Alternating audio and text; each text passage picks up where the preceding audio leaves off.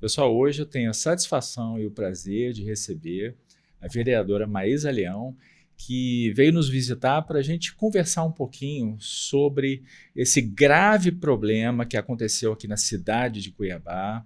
Infelizmente, esse incêndio que consumiu o shopping popular. Então, vereadora, seja muito bem-vinda. É uma honra, uma satisfação tê-la aqui. E o momento, apesar de tudo, ele é crítico, né? Aproximadamente 600, 650 empresários diretamente envolvidos, né, ou assim, com o problema grave, né? 3.000 pessoas diretamente e mais umas 2.000 indiretas aí sofrendo esse peso. É uma catástrofe sem precedente aqui na nossa cidade, né? Com certeza, Marcelo. Primeiro eu quero agradecer a oportunidade de estar aqui com você e dizer que, para mim, me tocou muito profundamente, porque eu sou comerciante, né? A minha família é uma família de comerciantes. A minha avó paterna, ela começou vendendo pano de prato no sinaleiro para meu pai estudar, até ela um dia ter uma loja. Meu avô materno sempre foi comerciante, tinha mercearia, tinha mercadinho. Então a gente sabe a luta, né, um CNPJ, a gente tem os estudos no Brasil, a gente sabe que a maior parte das empresas não passa do primeiro ano, e esse fator é o fator dificuldade, né, nós temos um país com uma carga tributária muito alta, temos diversas dificuldades. Mato Grosso fica no meio do Brasil, então para você vender algo em Mato Grosso, você tem que pensar em logística. Então ali a gente tem muitos CNPJs que são a história de muitas famílias, que estão na segunda, na terceira geração, né, que foi passando de pai para filho, pessoas que começaram lá atrás no camelô, era o nosso antigo camelódromo, né? E isso se tornou algo mais profissional. Eles se tornaram empresários com estoques que são consideráveis. E às vezes a gente pensa assim: ah, mas o cara tem um estoque de R$ 500.000, então ele é rico. Não, porque ele tem um estoque que ele tem que pagar. Muitas vezes ele tem ali um capital que está parado e que ele vai precisar vender para pagar. E daí ele acorda e está tudo queimado. Então, assim, a hora que eu vi a cena, eu tive que olhar e eu falei, será que é? Não é possível, é agora, isso aqui é do passado. Demorou um pouquinho para eu acreditar que tudo tinha acabado. Imagine quem é proprietário. Até eu fiquei, eu confesso que eu fiquei assim emocionalmente abalado com isso, Sim. porque conheço diversas pessoas que têm negócios lá e é como você mesmo disse agora, vereadora, aquilo é o patrimônio delas, né? Elas precisam disso para vender. E Sim. se não há, vai viver do quê? É uma situação E terrível, né? famílias inteiras, né? Tem muitos boxes ali que o pai, a mãe, os filhos trabalham ali. Então toda a renda familiar vem dali. Então, eu penso que é uma catástrofe sem precedentes, né? A gente já teve o incêndio da Real Mate, que foi um incêndio que mobilizou Cuiabá, porque é uma empresa muito grande, que tinha, né, muitos funcionários. Então, todos esses funcionários ficaram abaladíssimos e consumiu. A gente já teve alguns incêndios aqui que nos assustaram, mas ali são 600 lojas, né? Então, é muita gente. É como você falou, cerca de 5.000 pessoas foram diretamente atingidas. E a gente precisa olhar com complacência, né? Acho que a primeira coisa agora é empatia e é um abraçar da sociedade cuiabana de um local que faz parte da nossa história, né? Vereadora, através do seu direcionamento, quais são as diretrizes que a Câmara tem adotado aí para ajudar essa gente? Primeiro momento, assim, uma atitude particular minha foi coletar as empresas que têm Instagram para a gente poder divulgar. Então, eu fiz um post colaborativo onde eu pedi que as pessoas marcassem lojistas do shopping para que a gente pudesse, enquanto sociedade, segui-los, ver como eles vão, né? Muitos estão vendendo online. Como a gente pode dar o suporte agora? Esse foi o primeiro passo. O segundo passo foi a gente fazer uma reunião, né, interseccional, que envolve governo do estado, que envolve prefeitura e a própria Câmara, para saber o que nós podemos, enquanto, né, porque a gente precisa fazer coisas legítimas e legais, né? Como que a gente pode ajudar? Podemos ajudar financeiramente? Podemos ajudar com que tipo de suporte? Então, agora a gente está nessa fase do suporte, a gente depende do executivo. Muitas vezes as pessoas confundem, né? Eu, como vereadora, eu não posso dizer, eu vou reconstruir o shopping, mas eu posso aprovar. Então, o que que nós estamos vendo? Linhas de crédito, a gente tem em Cuiabá o Cuiabanco. A gente também está vigilante, porque nosso prefeito prometeu, né, atendimento psicológico. Eu até falei em tribuna. Cuiabá hoje, infelizmente, não tem condições de dar atendimento psicológico. Eu faço fiscalização nos CAPs da cidade, eu sei como está a nossa estrutura de atendimento psicológico da população que já está regulada. Imagine prometer algo, e é muito grave você prometer coisas que você não vai cumprir para quem está sofrendo tudo que esses permissionários estão sofrendo. Então, nesse sentido, a gente está disposto e pronto para aprovar tudo que for necessário. Eu faço parte da Comissão de Indústria e Comércio, a gente vai voltar agora em agosto. A primeira reunião da comissão será com representantes do Shopping Popular, para que eles possam falar do prisma deles. Às vezes a gente quer ajudar, Marcelo, e a gente cria uma política para ajudar, e não era isso que eles precisavam. Então, nós, como primeira reunião da comissão, a gente vai ouvi-los, entender a demanda que eles têm, para que a gente possa dar suporte. E eu, como pessoa pública, que tenho, né, um Instagram que tem bastante seguidores, estou disposta a divulgá-los. Então, eu estou pedindo para todos os lojistas me marcarem, tenho repostado, né, e vou fazer uma visita no local que eles estão agora. Ontem minha filha esteve lá, né, na Feira dos Importados, a maioria está lá. Só que eles precisam de um local também para eles ficarem enquanto esse shopping vai ser reconstruído. E essa discussão é que está acontecendo agora. Tem algumas sugestões, eles gostariam de ficar perto. Então, a gente está cooperando para, primeiro, ouvi-los, para não tentar adivinhar qual é a ajuda que eles precisam, porque às vezes, ao invés de ajudar, a gente atrapalha. Comumente esse é um problema que a gente vê, né? Nós achamos que temos a solução, que sabemos de tudo, mas na realidade, como a vereadora bem disse, eles precisam ser escutados, porque Sim. eles conhecem a própria demanda, né? Então, realmente faz muito sentido isso.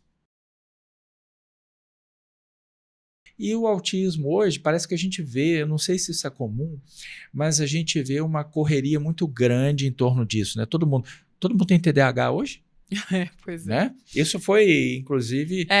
Eu faço essa discussão, porque às vezes tem gente que fala assim, eu tenho TDAH. Eu falo, você tem laudo? Porque se você não tem laudo, você falar que você tem TDAH porque você, de repente, é achismo, né? desorganizado, ou de repente Pois. você tem dificuldade de rotina, é um achismo que prejudica muito. Porque quem tem TDAH tem diversas dificuldades que são severas e que vão acompanhá-los a vida toda. Então, você, por ter uma pequena dificuldade em alguma coisa, dizer que tem TDAH é banalizar o TDAH. Pois. Então, eu tenho feito muito esse esclarecimento. É a mesma coisa quando a pessoa fala, eu tô meio autista. Ninguém tá meio autista, né? Gente. E escuta, o meu filho chegou em casa e falou, mãe, um amigo meu falou que ele tá meio autista. Tem como ser meio autista? Aí eu falei, não, meu filho, não tem como ser meio autista.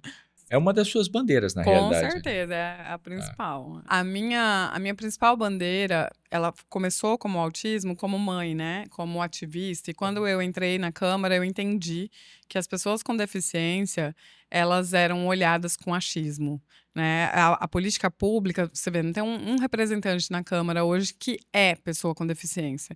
E eu, como mãe de uma criança autista, que é pessoa com deficiência à luz da lei, isso também é uma dificuldade para os pais. Os pais têm muita dificuldade de falar, meu filho é uma pessoa com deficiência. E por que que a gente tem dificuldade? Porque existe um preconceito, né? Como é difícil você sair do que se chama de normalidade.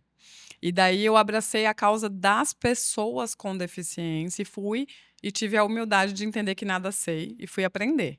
Então, hoje, o que eu sei de pessoas com deficiência auditiva, com deficiência visual, monoculares, são pessoas que eu ouvi essas pessoas e comecei a compreender o que era a dor delas, para poder representar.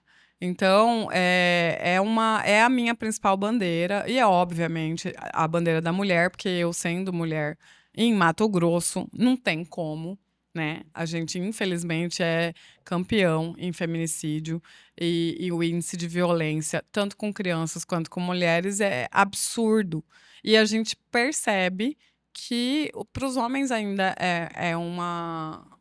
Uma Esse assunto barreira? não é meu. Existe uma limitação, não vou dizer limitação, mas talvez um Um preconceito? preconceito. E assim, eu sou contra. E ponto, entendeu? Vereador, 2024, a gente ainda está falando, a gente tem que falar de preconceito com o assunto da mulher? Com certeza. A gente tem muito preconceito e homens acham que violência contra a mulher não é assunto de homem. Mas quem faz a violência? A gente sempre diz, nem todo homem, mas sempre um homem. Então, se sempre um homem que perpetra essa violência contra a mulher, a gente precisa da participação dos homens para que a gente possa acabar com esse ciclo. Eles são parte. Então, não adianta um homem dizer, mas eu não sou violento. Não basta não ser violento. Você tem que ser anti-violência. Você tem que ter uma postura diante dos seus pares de dizer, olha, isso não é legal. De estar atento a comportamentos, porque outra barreira da violência contra a mulher é que normalmente ela não é feita por um bandido. Normalmente é um cidadão que ele é um bom cidadão. Né? Digamos que em outras áreas ele funciona. Ele é um bom profissional, ele é um bom amigo, ele é um cara que você conversa e acha até pacífico. E dentro de casa ele é outra pessoa. Dentro de casa ele é violento, dentro de casa ele tem uma segunda vida. E se a gente não começar a olhar, se os homens não começarem a observar os seus amigos, a observar as dinâmicas sociais, eles estarão contribuindo para que a gente continue nesse lugar. Muita gente falava assim, eu não imaginava que fulano fosse capaz. Mas é bem isso. O violentador, o agressor de mulheres, ele não é normalmente um bandido. Então, para a gente poder acabar com a violência contra a mulher, onde as mulheres estão vulneráveis dentro de casa, não tem como fugir. Onde as crianças estão vulneráveis dentro de casa, como ela vai fugir? Como ela vai se proteger? A gente se protege dentro de casa. A gente precisa entender que esse é um problema social de homens e mulheres e que todos precisam entender. Na sua ótica, ainda estaríamos distante de uma solução definitiva ou de dizer assim, vivemos numa sociedade igualitária onde não há esse problema? Estamos muito distantes porque nós, mulheres, somos machistas e os homens são machistas. A gente vive numa sociedade onde nós somos o que se chama de machismo estrutural. Estrutural é aquilo que não se pode ver. Então, numa casa, o que é estrutural? É a ferragem. Você vê a parede, mas você não vê o tijolo, você não vê a ferragem, você não vê o concreto. Então, é algo intrínseco. E para você mudar isso, é preciso, primeiro, uma decisão. Primeiro você se assumir machista, porque a maioria das pessoas falam, não, eu não sou machista. Eu não pratico violência, mas as violências mais sutis, primeiro, a de não se envolver. Não se envolver nessa luta é ser violento. Porque se a gente tem a cada 8 minutos um estupro, a gente precisa entender que durante as 24 horas do nosso dia, vidas de crianças e mulheres são mudadas para todo sempre. E se a gente tem a pornografia como algo que faz parte do coisa de homem, sabe aquela frase? Isso é coisa de homem, né? Se a gente tem a pornografia como coisa de homem, naturalizada, normalizada, inclusive pessoas que se consideram religiosas, pessoas que se consideram um cidadão moral, um cidadão que cria bem seus filhos, consome pornografia com muita naturalidade. E a pornografia, ela é o início da pedofilia.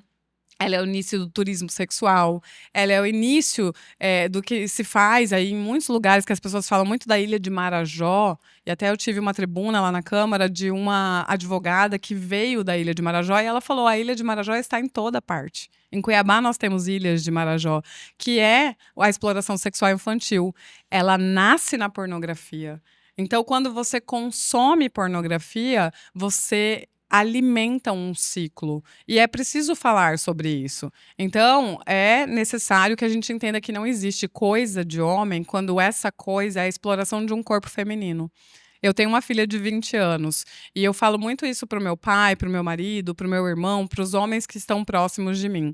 Toda vez que um homem consome uma foto que veio no seu WhatsApp de uma menina que você não sabe como aquela foto foi adquirida, se foi da vontade dela que o corpo dela tivesse exposto ali, você está fomentando essa violência sexual contra mulheres que têm seus corpos objetificados. Então, primeiro é a gente entender que somos todos machistas e que nós colaboramos em diferentes níveis para que a sociedade normalize o uso do corpo da mulher, né, ao ponto de mulheres serem estupradas em necrotérios. É muito grave. E aí as pessoas falam: nossa, não me fala indigesto. É indigesto, mas é real.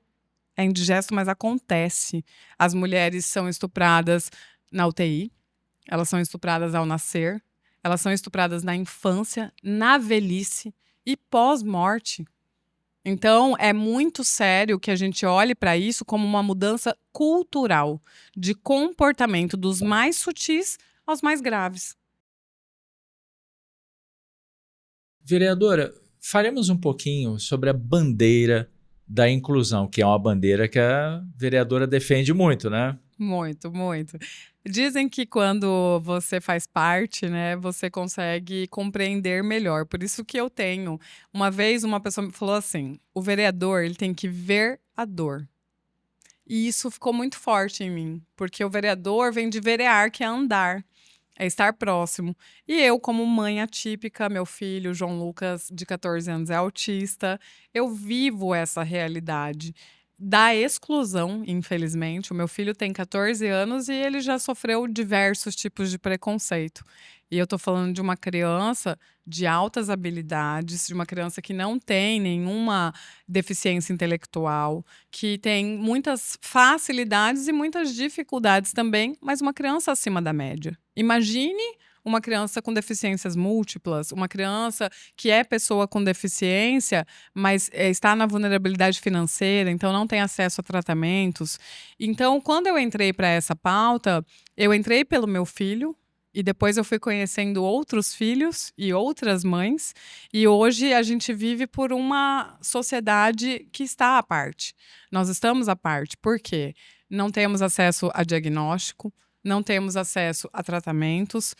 As pessoas que legislam e que são o que tem o poder da caneta, eles acham que sabem o que precisamos, e aí a gente tem um lema: nada sobre nós sem nós.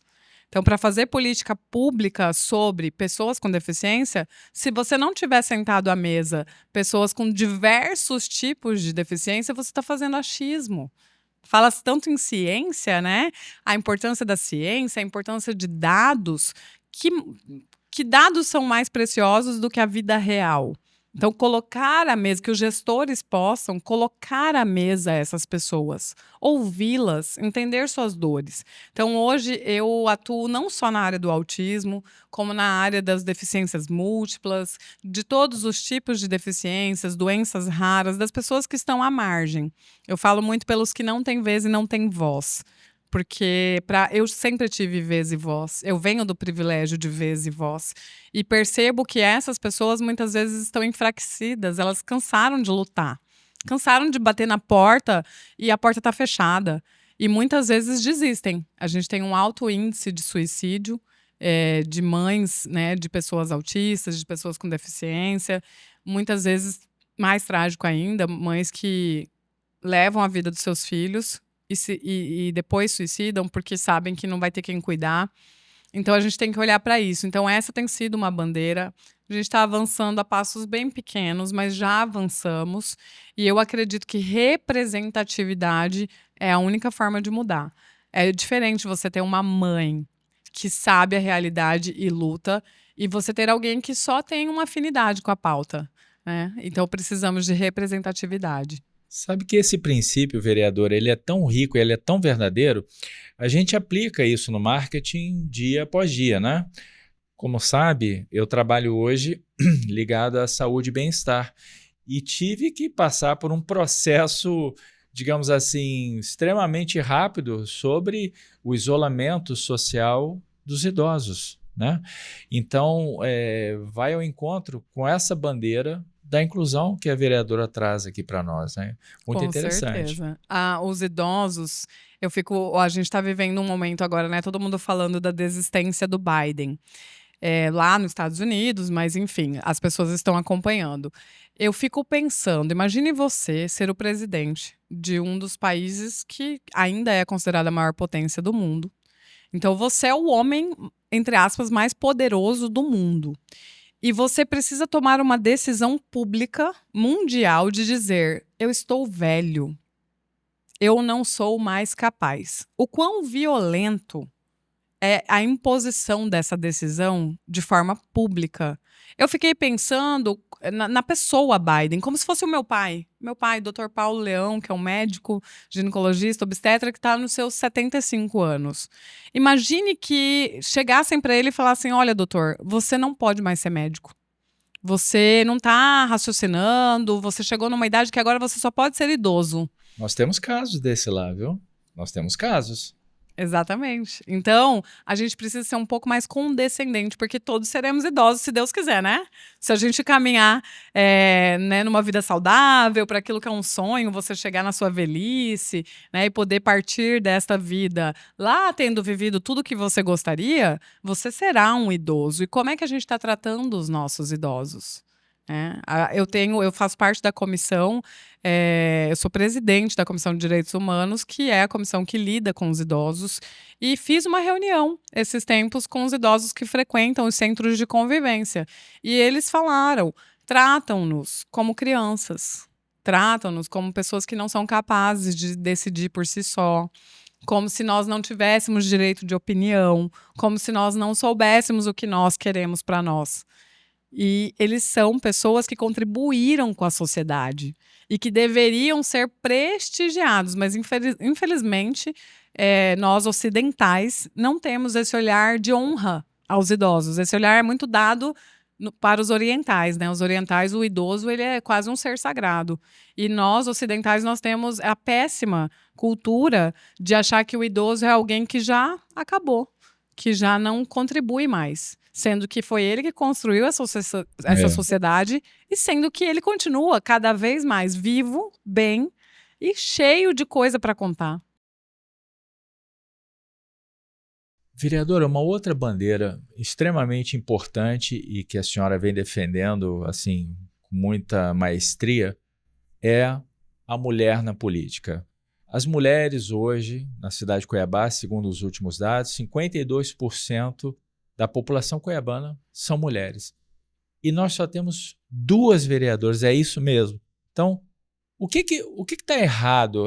Seria ainda resquícios do machismo? Olha, é muito difícil, né, você dizer machismo, porque parece taxar, né? Dizer, a mulher pode falar: não, eu votei com consciência, não encontrei uma mulher para votar, então votei num homem.